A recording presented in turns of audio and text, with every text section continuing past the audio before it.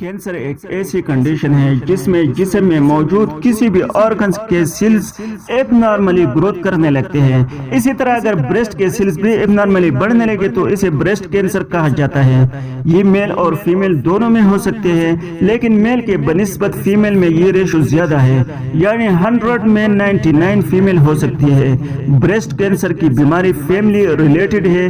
اگر family member کو breast cancer ہے تو بہت زیادہ چانسز ہے کہ ان کے فیمیل ممبر میں بھی یہ بیماری ہو، اور اس کے علاوہ اوبیسٹی اور سگریٹ نوشی کرنے والوں میں یہ بیماری انکریز کرتی ہے۔ اگر بات سمپٹمز کی جائے تو بریسٹ میں آنے والے چینجز کو آبزرو کر کے ڈائگنوز کی جاتی ہے، جیسا کہ دونوں سائڈ کے چیسٹ کے سائز میں ڈفرینس آنا، شیپ میں چینج آنا، اور نیپلز کا سکڑ جانا، اور نیپل سے وائٹ ڈسچارج یا بلڈ آنا، اور چیسٹ میں کوئی گلٹی محسوس ہونا۔ ان تمام سمپٹمز کے بعد